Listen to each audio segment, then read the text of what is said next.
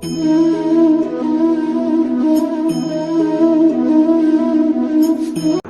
મિત્રો આપણે આગળ વધીએ.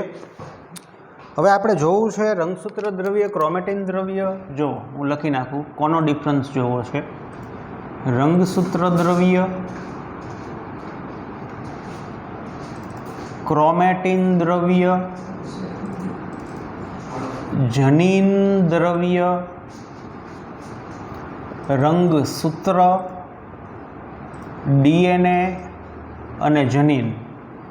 આ બધા જ શબ્દો જે છે, આ બધા જ શબ્દો વચ્ચે સામ્યતા શું છે કે બધા જ શબ્દો વચ્ચે ડિફરન્સ શું છે એને આપણે પ્રકાશિત કરવો છે. તો ચાલો જોઈએ. હવે રંગસૂત્ર કોને કહેવાય? તો તમારા મગજમાં આછા પાતળી એની આકૃતિ છે કે રંગસૂત્ર આને કહેવાય. આ રંગસૂત્ર. ચાલો, સરસ, સાચી વાત છે, આને રંગસૂત્ર કહેવાય. તો હવે જોજો, આપણે ચાલુ કરીએ આખો ઇતિહાસ એટલે વિજ્ઞાન જ, બીજું કંઈ નહીં. પહેલી વસ્તુ જુઓ, પહેલી વસ્તુ કે કોષ જ્યારે કોષ વિભાજન પામવાનો હોય, કોષ વિભાજન પામવાનો હોય,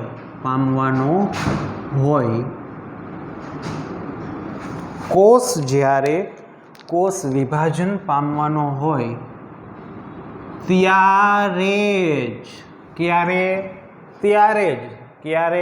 તો કે કોષ જ્યારે કોષ વિભાજન પામવાનો હોય, ત્યારે જ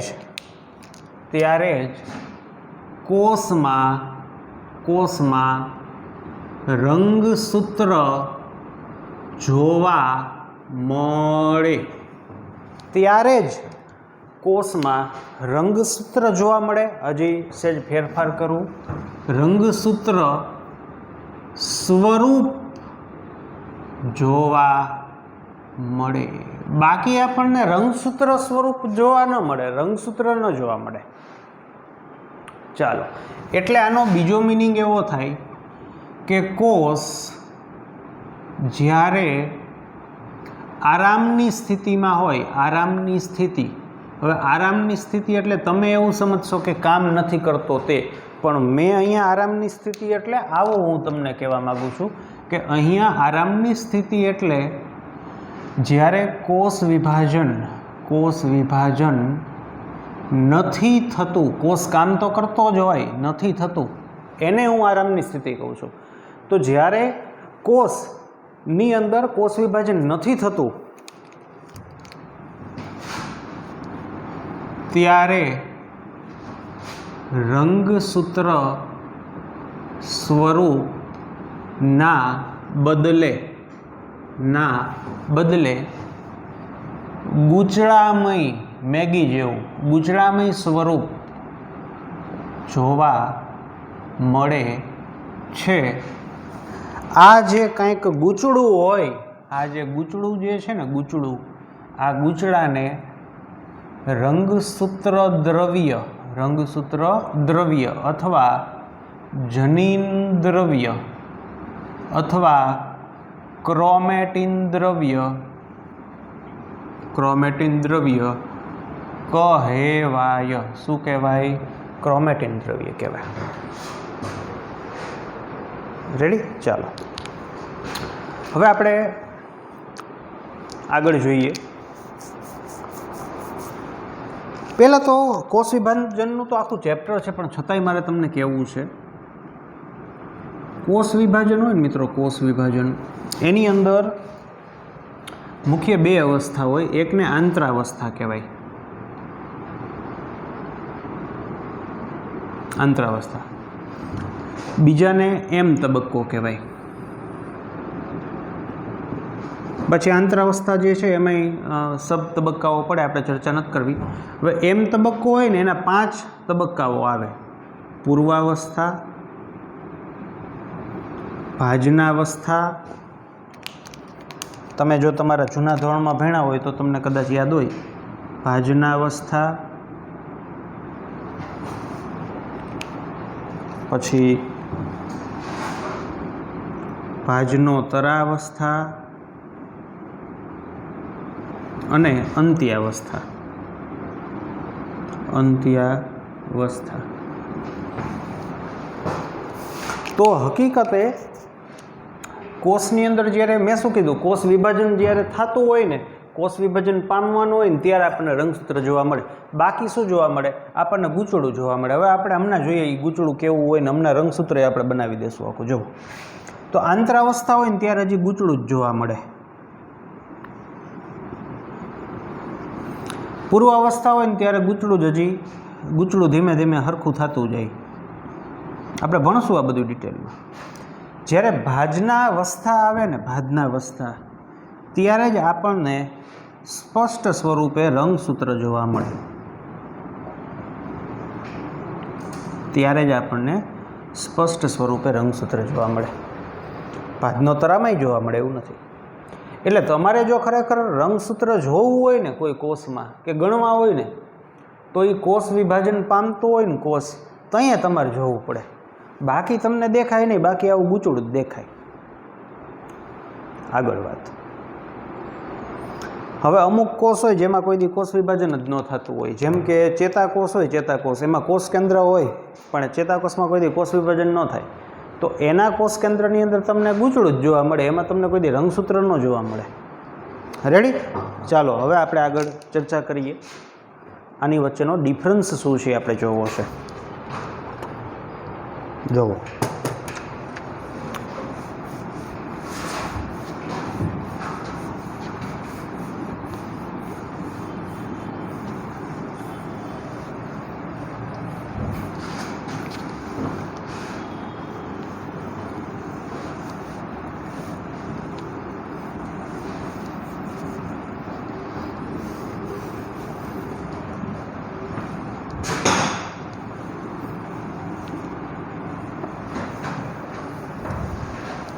આની થોડીક વાતો આપણે જ્યારે આદિકોષ કેન્દ્રી સજીવ ભણતા હતા ને ત્યારે પણ આપણે થોડીક ચર્ચા કરી હતી. જુઓ હવે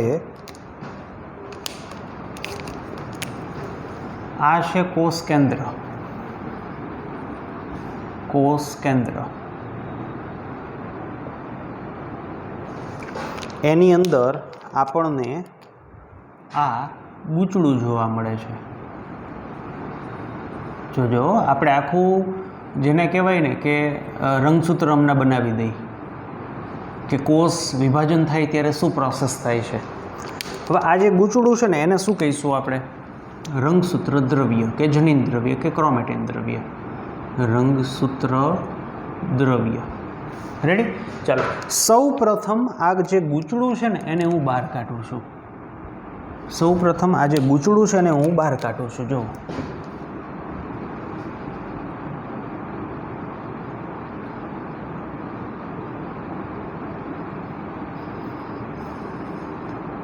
આ ગૂંચળું મેં બહાર કાઢ્યું.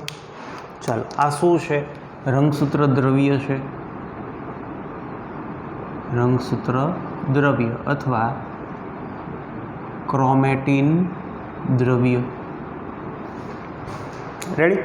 ચાલો, હવે હું શું કરું છું કે આ જે ગૂંચળું છે ને એ હકીકતે નાના નાના તાતણાઓ છે. નાના નાના તાતણા છે કે જે એકબીજા સાથે મેગીની જેમ, આપણે મેગીમાં કેમ ઓલા નાના નાના તાતણા જે ખાવાના હોય એ આડાવડા પાસે ગોઠવાયેલા છે. તો સૌપ્રથમ આ જે ગૂંચળું છે ને એમાં જે તાતણાઓ રહેલા છે એ તાતણાને હું નોખા કરું છું. એટલે આમ વિઝિબલ ક્લિયર દેખાય ને એવા. ચાલો,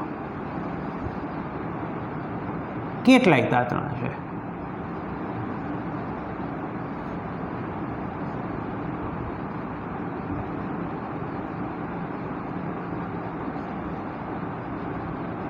જોજો છે. હવે આ શું દોર્યું? તો કે આ રંગસૂત્ર દ્રવ્ય અથવા ક્રોમેટિન દ્રવ્ય.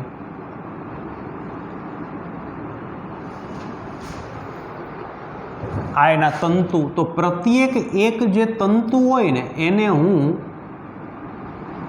ક્રોમેટિન તંતુ પણ કહી શકું અથવા રંગસૂત્ર દ્રવ્યનું તંતુ પણ કહી શકું. એને ક્રોમેટિન તંતુ કહેવાય.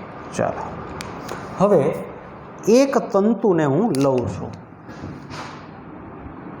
આ એક તંતુ મેં લીધો, આ છે ક્રોમેટિન તંતુ. ક્રોમેટિન તંતુ. હવે ક્રોમેટિન તંતુ છે ને એમાં જો હું ઝૂમ કરું, ઝૂમ, સપોઝ કે આટલો વિસ્તાર છે ને એ હું ઝૂમ કરું છું, ઝૂમ, તો આ વિસ્તાર ખરેખર મને આવી રીતે દેખાય.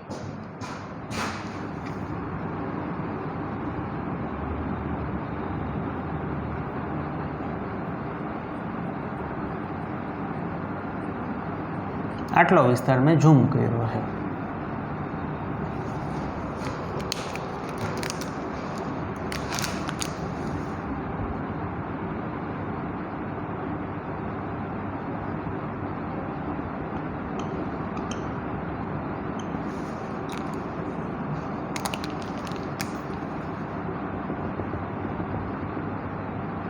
ચાલો, કાળા અને વાદળી, મીન્સ કે બ્લેક અને બ્લુ ટપકા મેં કર્યા, તમને દેખાય ન દેખાય વ્યવસ્થિત. રેડી?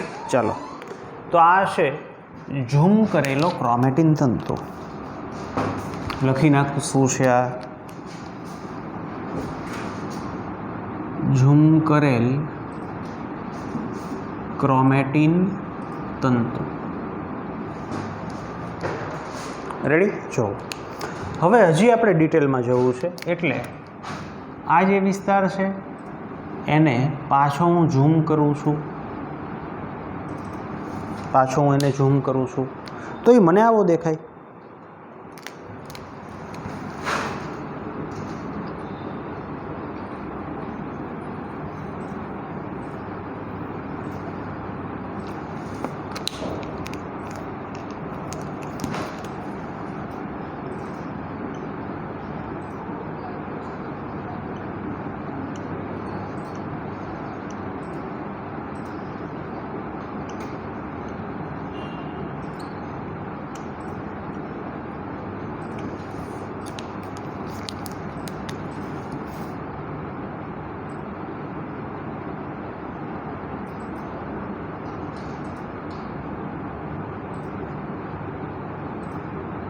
ચાલો, રેડી? હવે આ જે તંતુ છે ને એને હું સીધો કરું છું. શું કરું? અને આપણે આમ સીધો પટ્ટો કરી નાખીએ. આ છે ને એને સીધો કરી નાખીએ. આપણે જે ગૂંચળામાં છે ને એને હજી સીધો કરી નાખીએ. જો તંતુને સીધો કરતા તો એ આપણને આવો દેખાય. જોજો,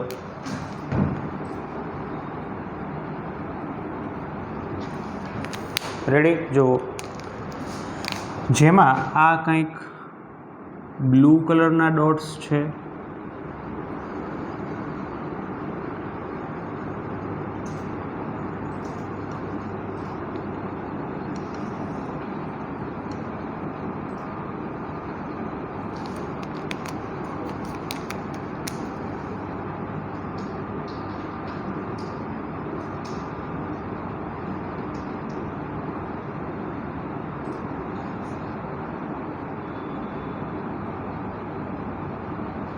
આવી રીતનો કે મણકા બાંધેલા હોય ને, આ વચ્ચે બ્લુ કલરના ડોટ્સ છે, કંઈક મણકા બાંધેલા હોય ને એવું લાગે છે. આ બ્લેક કલરના ડોટ્સ.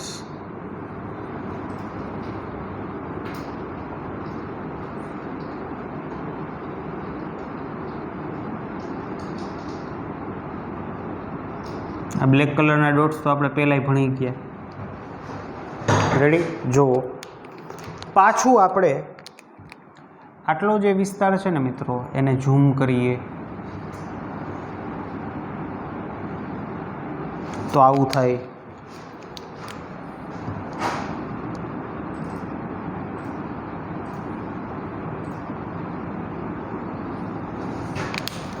આ બે જ મણકા લીધા કે જેની વચ્ચે અહીંયા આ બ્લુ કલરના ડોટ્સ છે, જો છે.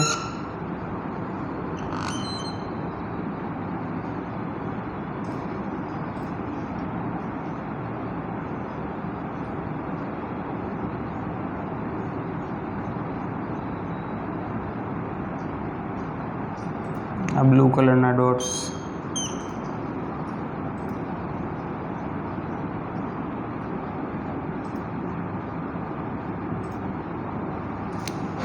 આ બ્લેક કલરના ડોટ્સ,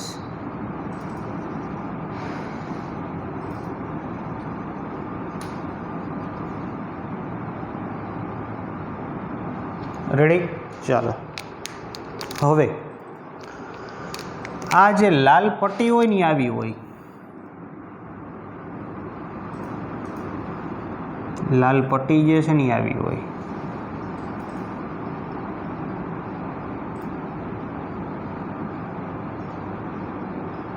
ઝૂમ કર્યું એટલે આપણને દેખાય વ્યવસ્થિત.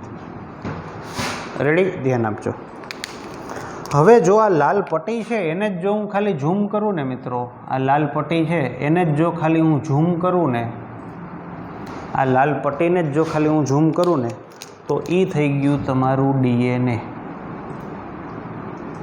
આ ડીએનએ. રેડી? આ ડીએનએ કે જેમાં કંઈક આવી ABCDU કંઈક હોય એ તમને ખ્યાલ છે. આ ડીએનએ થઈ ગયું.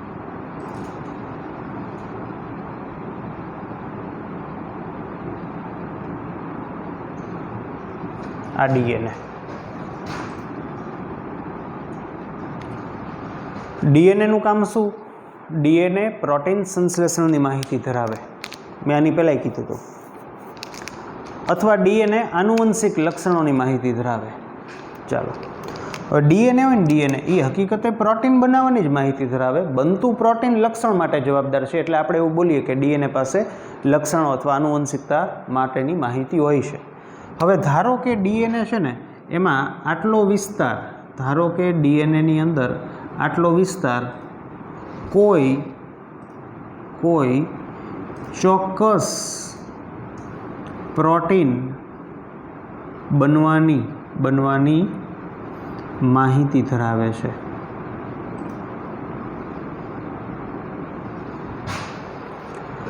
તો આ વિસ્તારને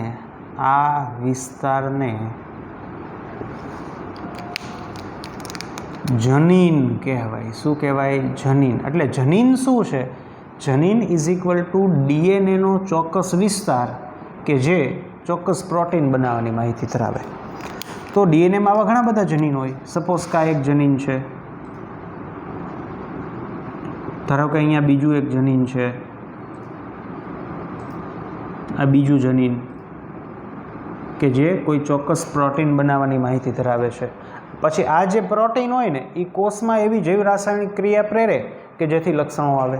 આ એક બીજું જનીન છે, આ જનીન.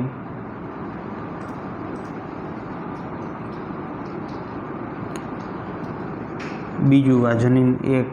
આવા ઘણા બધા જનીનો હોય. કેટલા હોય આપણે 12માં આવશું ત્યારે ભણશું. રેડી? હવે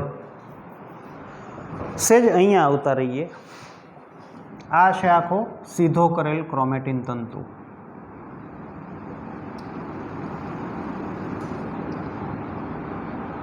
એક ખૂબ જ નાનો ભાગ, કારણ કે આટલું તમે જુઓ તો ખરા આપણે કેટલું ઝૂમ કર્યું છે. તો આ જે આખું ગૂંચળું હતું એમાંથી આ એક તંતુ નોખો કર્યો. તંતુને ડિટેલમાં જોવો તો એ પાછો ગૂંચળામય હતો, એને ડિટેલમાં જોયું તો ઓછું ગૂંચળામય લાગ્યું. એમાં તંતુને સીધો કર્યા પછી થોડોક ભાગ જોયો તો એ આવો દેખાણો. એમાં જે લાલ કલરથી હું કંઈનો દોરતો એ ડીએનએ હતું. ડીએનએની અંદર ચોક્કસ વિસ્તાર કે જે પ્રોટીન બનાવવા માટે જવાબદાર હોય એને જનીન કહેવાય. હવે તમને જે આ બ્લુ કલરનો જે મણકા જેવું દેખાય છે જેની ફરતે ડીએનએ વીંટળાયેલું છે, આ જે બ્લુ કલરનું જે દેખાય ને મિત્રો, બ્લુ કલરનું, જો આ શું છે? રેડ કલરનું. આ ડીએનએ છે, ડબલ સ્ટ્રેન્ડેડ એટલે કે બેવડી કુંતલાકાર રચના ધરાવતું ડીએનએ છે. હવે જે તમને આ બ્લુ કલરનું દેખાય ને એને હિસ્ટોન પ્રોટીન કહેવાય. શું કહેવાય? Histone protein. આ હિસ્ટોન પ્રોટીન છે. જ્યારે તમને આ બ્લેક કલરનું દેખાય છે ને, આ શું છે? આને કહેવાય બિન હિસ્ટોન પ્રોટીન. શું છે? બિન હિસ્ટોન પ્રોટીન. હવે તમે મિત્રો મને કહો જોઈએ કે આ આખું ગૂંચળું છે એ ગૂંચળું ડીએનએ છે, મીન્સ કે ફક્ત ડીએનએ છે કે ભેગું પ્રોટીન છે? તો આપણે આ બધું જોયું તો ખ્યાલ આવ્યું કે આની અંદર આપણને ડીએનએ પણ જોવા મળે પ્લસ પ્રોટીન પણ જોવા મળે. ડીએનએનું કેમેસ્ટ્રી મુજબ નામ શું થાય? Nucleic acid. ડીએનએને બીજું શું કહેવાય? Nucleic acid. કેમ ન્યુક્લિક એસિડ? તો કે ડીએનએ છે ને એ વર્તને એસિડિક છે, એનો કેમિકલ ગુણધર્મ, રાસાયણિક ગુણધર્મ કેમિકલ તે એસિડિક છે. હવે ન્યુક્લિયસ એટલે કેન્દ્ર, કે ન્યુક્લિયસ કેન્દ્રમાં જોવા મળતું એસિડ, આવી રીતે એનું નામ આપ્યું ન્યુક્લિક એસિડ. તો આ જે તંતુ હોય ને મિત્રો, એમાં ન્યુક્લિક એસિડ એટલે કે ડીએનએ પ્લસ પ્રોટીન બંને જોવા મળે. હવે તમે 10મા લગી જે સંધિ ભણતા, જોડો ને સંધિ જોડો ને સંધિ છોડો, તો હવે અહીંયા સંધિને જોડી દઉં છું. જોજો, તો આ જે તંતુ છે ને એને હું ન્યુક્લિયો પ્રોટીન તંતુ કહી શકું. મીન્સ કે આ જે તંતુ છે ખાલી ડીએનએ નથી, ભેગા પ્રોટીન પણ છે. કયા પ્રોટીન? બિન હિસ્ટોન પ્રોટીન અને હિસ્ટોન પ્રોટીન. બીજું સાંભળજો, હિસ્ટોન પ્રોટીનનું કાર્ય શું? હિસ્ટોન પ્રોટીનના બે કાર્ય છે. એક કાર્ય છે જનીન અભિવ્યક્તિના નિયમનમાં પણ હિસ્ટોન પ્રોટીન સંકળાયેલું છે, પણ હું જે બોલ્યો એ તમને અત્યારે ન સમજાય, 12માં ભણશું. બીજું કાર્ય શું? જુઓ, મનુષ્ય હોય ને, મનુષ્યના એક કોષમાં, મનુષ્યનો જે એક કોષ છે એમાં જેટલા પણ રંગસૂત્ર હોય, અથવા તો રંગસૂત્ર નહીં, અત્યારે આ વિચારો, આ જેટલા પણ તાતણા છે એ તાતણામાંથી આ તો આપણે એક તાતણાની વાત કરીને, આવા તો કેટલાય તાતણા છે આમાં, ગણ્યા ન ગણાય એટલા. એ દરેક તાતણામાંથી ડીએનએ જો નોખું કાઢી, ડીએનએને નોખું કરી અને દરેક તાતણાનું ડીએનએ છે એને પરસ્પર જોડી દઈ અને જેટલું ડીએનએ લાંબુ થાય ને એ ડીએનએ કેટલું થાય? તો કે મનુષ્યના એક કોષમાં જો દરેક તાતણામાંથી ડીએનએને અલગ કરવામાં આવે, પછી દરેક ડીએનએને આમ અરસપરસ જોડી દઈને, તો ડીએનએ મનુષ્યના એક કોષમાં ડીએનએ 2 મીટર જેટલું લાંબુ હોય છે. 2 મીટર મિત્રો, એક કોષમાં. હો, આવા તો અબજો કોષ છે. આવા દરેક કોષનું ડીએનએ જોડી દઈએ તો સૂર્ય લગી પહોંચી જાય આપણે, એક વ્યક્તિનું ખાલી ડીએનએ. ધ્યાન આપો, હાવ દેશી છે મિત્રો, હાવ સિમ્પલ છે. કે આટલું બધું લાંબુ ડીએનએ હોય, 2 મીટર લાંબુ ડીએનએ હોય, એના ટૂંકી જગ્યામાં આપણે ગોઠવવું હોય તો શું કરવું પડે? આપણે ઓલા દોરા હોય, દોરા એ બહુ લાંબા હોય, પણ ટૂંકી જગ્યામાં ગોઠવવા હોય તો શું હોય? રીલમાં હોય ને આમ વીંટળાયેલા. તો હિસ્ટોન પ્રોટીન છે ને એ હકીકતે જો આ ડીએનએની ફરતે આમ વીંટળાયેલું તમે જુઓ છે, આમ વીંટળાયેલું છે. તો હિસ્ટોન પ્રોટીન હકીકતે ડીએનએનું શું કરે? પેકેજિંગ કરે. હિસ્ટોન પ્રોટીન હોય ને, આ હિસ્ટોન પ્રોટીન એ આદિકોષ કેન્દ્રીમાં ન હોય. હિસ્ટોન પ્રોટીન આદિકોષ કેન્દ્રી કોષમાં જોવા ન મળે. અને એનું એક કારણ એ પણ છે કે આદિકોષ કેન્દ્રીય સજીવનું ડીએનએ એટલું બધું લાંબુ નથી, એટલે એનું પેકેજિંગ કરવું પડતું નથી. આમાં આપણું ડીએનએ બહુ લાંબુ છે, તો હિસ્ટોન પ્રોટીન દ્વારા એનું પેકેજિંગ થાય, એમ ફરતે એમ વીંટળાય ને તો એટલી ઓછી સ્પેસમાં સમાઈ શકે. રેડી? પછી બિન હિસ્ટોન પ્રોટીન છે, આ હિસ્ટોન પ્રોટીનનું કાર્ય શું? એને વીંટળાય. બીજું જનીન અભિવ્યક્તિ 12માં ભણશું. આ બધું આમ તો 12માં બહુ ડિટેલમાં ફરીથી ભણવાનું જ છે. બીજું, બિન હિસ્ટોન પ્રોટીનનું કાર્ય શું છે? તમને નહીં સમજાય, પણ છતાંય એક વસ્તુ લખું. ડીએનએ સ્વયંજનન દરમિયાન મદદરૂપ થાય. આટલું જ લખવું. આમ ઘણા બધા કાર્યો, આટલા જ કાર્ય, આટલું જ લખવું કે કોષ વિભાજન થાય ને ત્યારે ડીએનએ બેવડાવવું પડે. એકમાંથી 2 કરવું પડે ને, કારણ કે 2 કોષને હરખું દેવું હોય તો એકમાંથી 2 કરવું પડે. તો આ જે પ્રક્રિયા હોય એને ડીએનએનું સ્વયંજનન કહેવાય. આના માટે જરૂરી ઉત્સેચકો, આ બધા ઉત્સેચક જ છે હકીકતે. બિન હિસ્ટોન પ્રોટીન એટલે એક પ્રકારના ઉત્સેચકો જ છે. તો સુકોષ કેન્દ્રી સજીવ હોય ને એનો જે ન્યુક્લિયો પ્રોટીન છે ને, એમાં પ્રોટીન તરીકે બિન હિસ્ટોન પ્લસ હિસ્ટોન અને ડીએનએ આમ જોવા મળે. જ્યારે આદિકોષ કેન્દ્રીય સજીવમાં હિસ્ટોન પ્રોટીન જોવા મળતું નથી. બિન હિસ્ટોન જોવા મળે એ તો આપણે ભણ્યા હતા, તમને યાદ હોય તો. આપણે ભણ્યા હતા. રેડી? ચાલો, એક કોષમાં આ બધાય તંતુ છે એમાંથી જે પણ ડીએનએ નોખું કરી, આનું નોખું કરી, આનું નોખું કરી, આનું નોખું કરી, આનું નોખું કરી, આનું નોખું કરી, આ બધાયનું ડીએનએ નોખું કરીને પછી આપણે જોડી દઈ તો કેટલું થાય? 2 મીટર. તો આટલું લાંબુ ડીએનએ ખૂબ જ નાના એવા કોષ કેન્દ્રમાં આપણે એને સમાવવું હોય તો શું થવું જોઈએ? એ કોકની ફરતે વીંટળાઈ જવું જોઈએ. એ કોની ફરતે વીંટળાઈ છે? હિસ્ટોન પ્રોટીનની ફરતે વીંટળાઈ છે. રેડી? આપણે આગળ ભણશું કે હિસ્ટોન પ્રોટીન જે છે ને એ સામાન્ય રીતે ધન વીજભારિત હોય, જ્યારે ડીએનએ છે એ ઋણ વીજભારિત હોય. પછી એટલે એ એકબીજાને પરસ્પરસ આકર્ષાયેલા રહીએ. આવું બધું 12માં આપણે ભણવાનું છે. હાલ, મેં તમને ડીએનએ કોને કહેવાય એ કીધું, જનીન કોને કહેવાય એ કીધું, બીજું આ તંતુઓ શું છે, એનું સ્ટ્રક્ચર શું છે એ જોયું આપણે. એમાં હિસ્ટોન પ્રોટીન હોય, બિન હિસ્ટોન પ્રોટીન હોય. પછી આપણે 12માં ભણશું હિસ્ટોન પ્રોટીન હોય ને એના 5 પ્રકાર હોય. અને આ જે એક ગોળો છે ને એમાં 8 હિસ્ટોન પ્રોટીન હોય, હિસ્ટોન ઓપ્ટામર કહેવાય. તો એમાં આપણે અત્યારે માથાકૂટમાં પડશું નહીં. હવે આગળ ચર્ચા કરીએ. હાલો, આ એક તંતુ છે એને ઝૂમ કરીને જોયું. હવે રિવર્સ પ્રોસેસ કે આ ઘણા બધા તંતુઓ ભેગા થઈને રંગસૂત્ર બને. હવે એ પ્રોસેસમાં આપણે વયા જાય.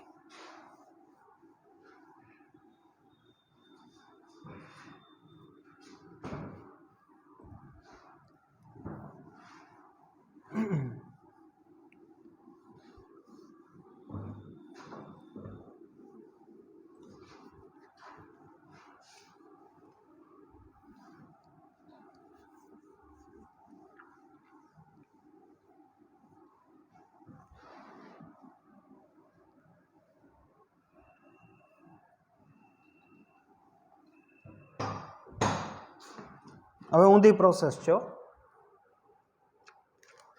ચાલો,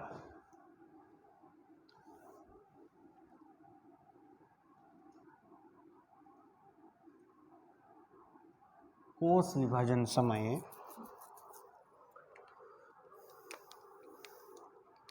સૌ પ્રથમ આ તાતણા છે ને આમ વ્યવસ્થિત ગોઠવાય.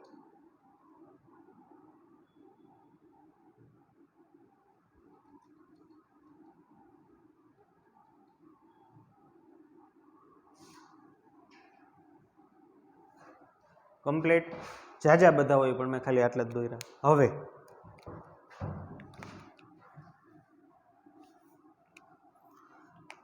ધારો કે એક રંગસૂત્રમાં 5 તાતણા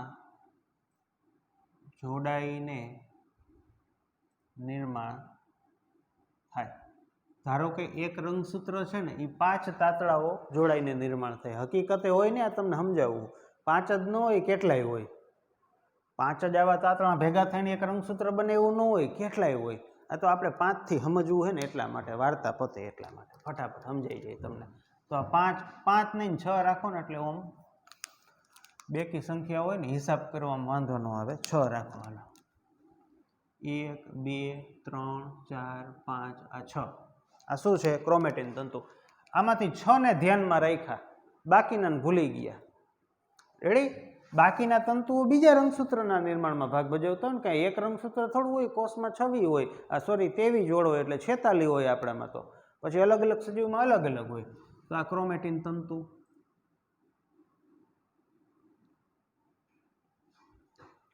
રેડી? હવે જુઓ, આ પહેલા 3 જુઓ.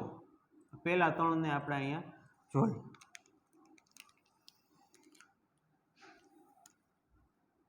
આ એક તંતુ છે, એમ વળે.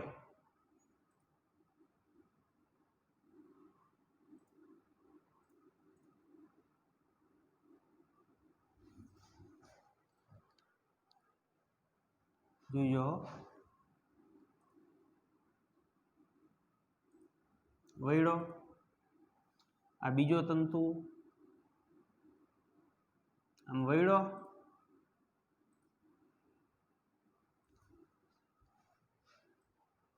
આ ત્રીજો તંતુ વળીને જોડાઈ ગયો. જ્યારે કોષ વિભાજન થવાનું હોય ને ત્યારે પહેલાં તો આવું હોય, પછી ધીમે ધીમે આ તંતુઓ શું થાય, ભેગા થતા જાય.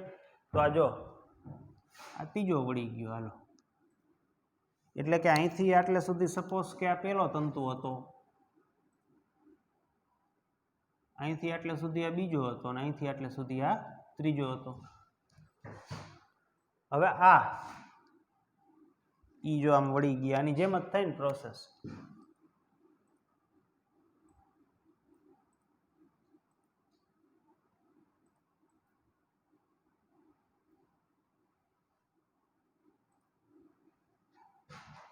આના જેવડું જ કરી નાખું. રેડી? હજી એના જેવડું નથી. રેડી? હાલ,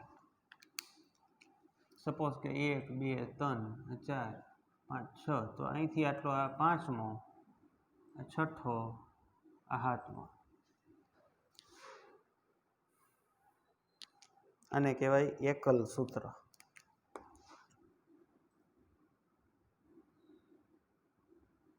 એકલ સૂત્ર.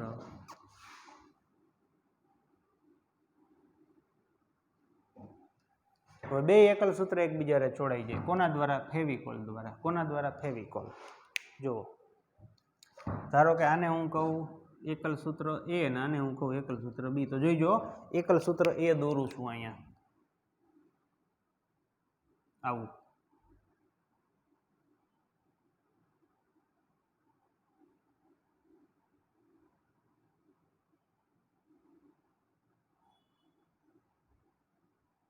આ એકલ સૂત્ર એ, આ એકલ સૂત્ર બી. એટલે મિત્રો જે રંગસૂત્ર બને ને, જો આ બની ગયું, તો આ રંગસૂત્ર છે એ ખાલી ડીએનએ ન હોય, મીન્સ કે ખાલી ન્યુક્લિક એસિડ હોય નહીં. આપણે જોયું કે આ રંગસૂત્ર ઓલા તંતુઓનું બનેલું હતું. તંતુ છે એમાં ડીએનએ અને પ્રોટીન બેય હતું. એટલે રંગસૂત્ર છે એ હકીકતે ન્યુક્લિયો પ્રોટીન કહેવાય. વચ્ચે જો આ ફેવિકોલ આવી ગયું, આ ફેવિકોલ.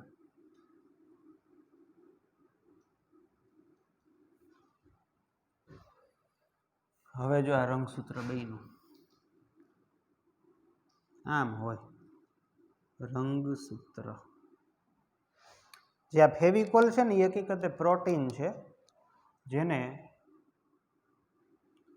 સેન્ટ્રોમિયર કહેવાય. શું કહેવાય? Centromere protein. જે બે એકલ સૂત્રને શું કરે? જોડે. આ સપોઝ કે એકલ સૂત્ર એ છે, આ એકલ સૂત્ર બી છે, એ જોડાણા સેન્ટ્રોમિયર પ્રોટીન પર. હવે આ સપોઝ કે હું આ સેન્ટ્રોમિયર પ્રોટીન દોર્યું, આ છે સેન્ટ્રોમિયર પ્રોટીન. સેન્ટ્રોમિયર પ્રોટીન હોય ને એની સપાટી ઉપર પાછું, એની સપાટી ઉપર પાછા બીજા પ્રોટીન હોય. આવા આ જે બીજા પ્રોટીન હોય ને મિત્રો, એને કાઇનેટોકોર્સ પ્રોટીન કહેવાય.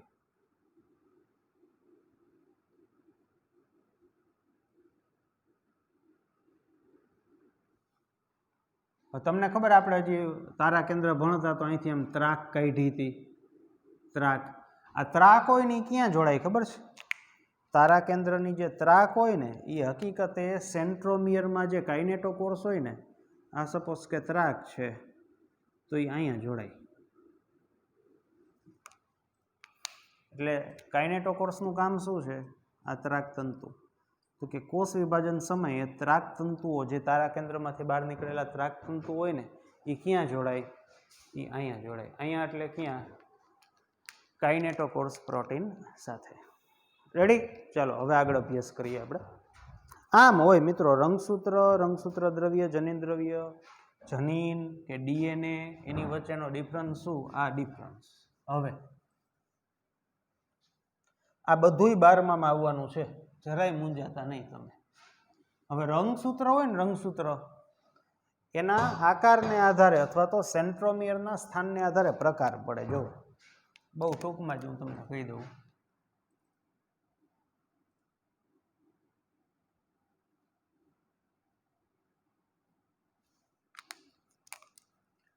આ સેન્ટ્રોમિયર. હવે તમે જોવો જોઈએ સેન્ટ્રોમિયરથી આ ભુજાઈ એવડી અને આ એવડી. આ સેન્ટ્રોમિયરના સ્થાનને આધારે સેન્ટ્રોમિયરથી આ ભુજા બે બાજુની એવડી અને આ એવડી આવા જે હોય ને રંગસૂત્ર એને મેટાસેન્ટ્રિક રંગસૂત્ર કહેવાય.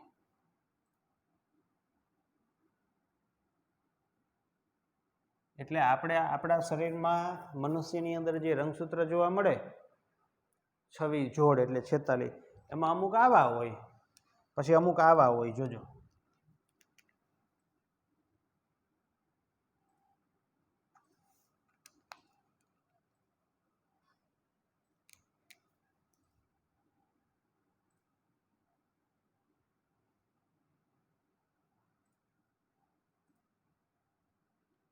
એક ભુજા સહેજ ટૂંકી, જો આ ઉપરનું સહેજ ટૂંકી છે, આ લાંબી છે. આને સબ મેટાસેન્ટ્રિક રંગસૂત્ર કહેવાય.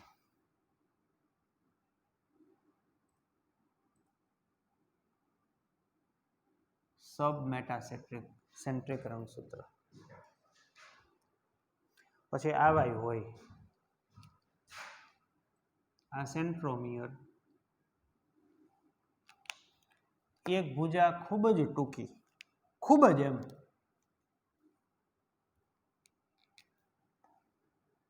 ખૂબ જ ટૂંકી અને બીજી ભુજા લાંબી. આ ખૂબ જ ટૂંકી, બીજી ભુજા લાંબી. આવાય રંગસૂત્ર હોય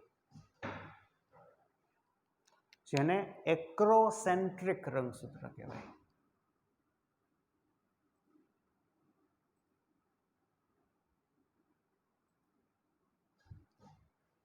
અને આવાય હોય જેમાં એક બાજુ એ ભુજા જ ન હોય. તમે ચોપડી જોશો ને તો ચોપડીમાં તમને દેખાય છે પણ એવું નથી. આપણે ભણશું એટલે ખ્યાલ આવશે કે એની એક જ બાજુ એ ભુજા હોય. આવાય હોય.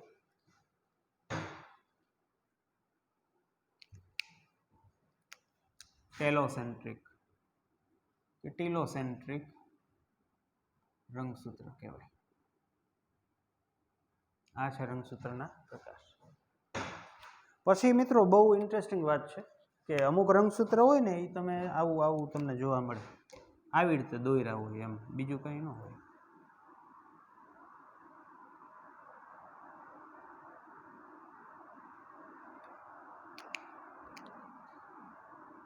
આ સેન્ટ્રોમિયર. પછી અમુક જગ્યાએ તમે આવી આકૃતિ જોશો કે રંગસૂત્ર હોય ને એની માથે આમ કલગી કરી હોય આમ, ને પછી એમ કીધું હોય કે સેટેલાઇટ વિસ્તાર. સેટેલાઇટ વિસ્તાર. તો તમને એમ થાય કે આ વળી શું નવું? તો આપણે ભણશું 12માં કે સેટેલાઇટ વિસ્તાર એટલે એ રંગસૂત્રનો જ ભાગ છે, પરંતુ ત્યાં રહેલ ડીએનએ હોય ને, ડીએનએ એનો ઉપયોગ સામાન્ય રીતે તમને કદાચ ખ્યાલ હોય ને CID ને એવું બધું બહુ જોતા હોય તો આવે ત્યાં રહેલા ડીએનએનો ઉપયોગ ડીએનએ ફિંગરપ્રિન્ટમાં કરવામાં આવે. આ ડીએનએ ફિંગરપ્રિન્ટિંગ એટલે શું? ગુનો કોને કોઈ કર્યો હોય કે માતૃત્વ કે પિતૃત્વ નક્કી કરવાનું હોય કે આ મારો જ છોકરો છે ને, ધારો કે બહુ મોટા પૈસાવાળા હોય, આ પૈસાવાળી વ્યક્તિનું નામ R છે. હવે બે વ્યક્તિ દાવો કરે, S દાવો કરે ને M દાવો કરે કે આ મારો છોકરો, આ મારો છોકરો. કેસ ક્યાં જાય? કોર્ટમાં. હવે જજને થોડું કંઈ મોઢા જોઈને ખબર પડે કે આ આના બાપા છે કે આના બાપા છે. પછી જજ આદેશ કરે કે ભાઈ ડીએનએ ફિંગરપ્રિન્ટ કરો, કોનું ડીએનએ મેચ થાય આની હારે. આનું થતું હોય તો આ એના બાપુજી હોય, આનું થતું હોય તો આ એના બાપુજી હોય. તો આપણે આખી ડીએનએ ફિંગરપ્રિન્ટિંગ પ્રોસેસ પણ 12મા ધોરણમાં આપણે જીનેટિક્સની અંદર એનો અભ્યાસ કરીશું. તો આવી ડીએનએ ફિંગરપ્રિન્ટિંગ જેવી ટેસ્ટ છે એની અંદર સેટેલાઇટ વિસ્તારની અંદર જે ડીએનએ હોય ને એ ડીએનએની સામાન્ય રીતે ચકાસણી કરવામાં આવશે, આપણે ભણીશું. રેડી? ચાલો, તો આ થયા રંગસૂત્ર જે છે એના આકાર. હવે આગળ ચર્ચા કરીએ આપણે. બહુ નાની અમથી વાત છે. સમાવિષ્ટ સૂક્ષ્મકાય રચના. સમાવિષ્ટ સૂક્ષ્મકાય રચના.